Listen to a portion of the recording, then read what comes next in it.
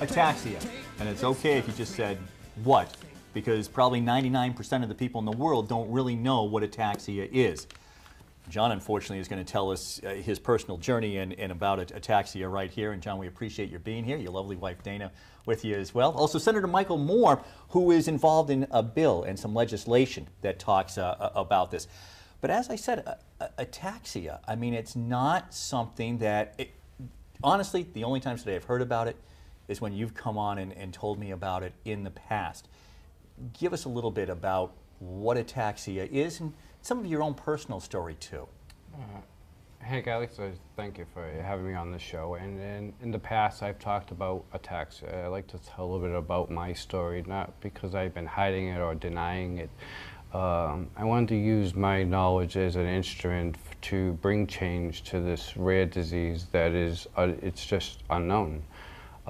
It was 8 years ago that I came down with this, and many things that has changed my life is where my kids were maybe 8 and 10. I was never able to go out and to participate with them, whether throwing a ball, bouncing a basketball. It was all coordination things, could not do. I had to take frequent naps. We got exhausted very easily, it uses a lot of energy. Every morning is everything that we do during the day is a struggle. To put on a pair of socks, to brush my teeth. I cannot open a bottle by myself to make the twisting motion. Every time I eat, swallow, or drink, I have the problem of choking, and so you have that effect. So when you're out in public, you try not to do these things. I carry a cane, and if I didn't, people would think that I was drunk the way that I would walk. So I mean, this is, Dana, if I could have you come in for a moment, because as I said, I mean, you know, as you've explained what ataxia is and the way in which, even just, you know, your description right now, what it must have been like for you those years ago when you hear that your husband has something that, again, you know, I mean, something that the people really don't know much about. Yeah, when he first was diagnosed, they didn't know what he had. So they knew there was something neurologically going on, but they didn't know what it was. So we went on a 2-year quest to try to figure out what was happening. And he had so many tests, and they weren't very nice tests, they were very painful tests. And every time he was tested for something, they would come back and say, the tests are inconclusive, we don't see anything. And so we just kept on that road because we were determined that something had changed, something was really wrong. And it was a progressive thing, so it started out with little small things and then it got worse over time.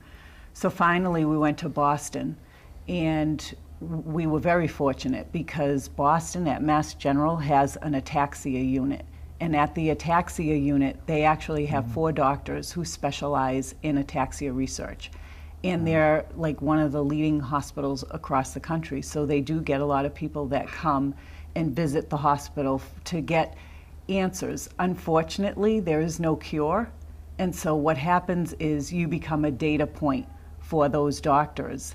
And they're collecting data on how you're feeling and what's going on with you and different symptoms that you have. Right. So they essentially can treat your symptoms, but there is no cure, which is why education and funding is so very important. John, I mean, you're at this point, you probably are among the leading, you yourself are among the leading experts on ataxia, I would assume, and probably helping a whole lot of people across the country who have it and have a lot of questions about this. yeah, I have my own support group. There was only one in Boston. I created another one. I created 4 others in 4 other states. I have now joined the members of the board of directors of the National Ataxia Foundation with my mission with education. And now we're heading to the schools to maybe spark the kids that are going into the science field that maybe will take up this research as a different project where they want to do something different that hasn't been done. So we're really kind of hoping on that. Well, that's brilliant. I want to come back and I'll ask you both a little bit about that. I mean, that's really the next step. That's great. Senator Moore, obviously you're involved right now then with bringing some legislation forward. What exactly will that do and how will that help? Well, actually, the legislation has already been passed through both branches. Right. And on August 20th, the governor actually signed the legislation authorizing September 25th to be Ataxia Awareness Day in Massachusetts. So prior to that, John had, every year, the last 2 years, John had come to me with getting a proclamation that we would have to do to create this proclamation day for awareness, ataxia awareness. So now it's legislatively done. We can just do it every year, and Massachusetts is the first state to accomplish this. Well, and it sounds as if it's right that it would be Massachusetts, Yes. since really in Boston is where it sounds as if we have the premier doctors who are trying to treat and come up with, hopefully, eventually a cure for ataxia. How did you kind of get involved and first meet John and Dana and find out about ataxia? Well, actually, a mutual friend of ours asked me to meet John, and then I was actually at an event in Auburn, and I think it was the opening of the Lemansky Park in Pappas Field. Pappas Field. And actually, Dana came over to me. I was leaving from the stage area, and she came over to me and pointed John out. But when she did, John was actually sitting or laying on the ground. And at that point, I hadn't met him. I actually thought something was wrong, someone that needed help. And so then they brought me over to John, and we met. And then from there, it's been history. And he's gotten me involved in a lot of the fundraising efforts that he's accomplished. And that's another thing that he should be recognized, is that with this, education is an important part, but also the research that's needed to actually make further improvements or diagnosis for people, and he's done a great job raising money for the Ataxia program. That's and fantastic. For research. And can you tell us a little bit about this next step? So the next step now, as you pointed out, you're coming forward more with your story. You've done all of this great fundraising. The bill has gone through, but now this education in the schools that you mentioned. What's this step? Well, we have a small committee that works with us, and they work tirelessly. We have like 4 or 5 people that help us with these fundraising efforts. The Ride for John is something that we started early on. This will be our 7th year, and we're having our walk on September 20th.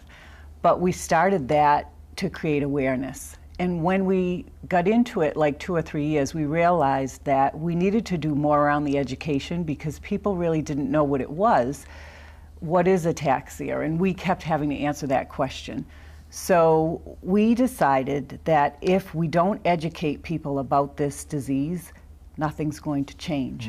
So that's a huge focus for us, is to bring new minds to this, to look into it. So we have come up with maybe doing things at the colleges and at the high schools to educate first, and then get them interested in that as a potential field. That really is something. I don't know that I have heard of somebody really doing that. I mean, it's a brilliant idea, as is, and congratulations to all of you for your efforts in bringing Ataxia Day to us here so that we can find out more about it here in Massachusetts. John, Dana, Senator Moore, thank you so much for coming by today. Thank you. Appreciate it. And as always, thank you for being with us right here on the Hank Stolz Experience. Long as I got your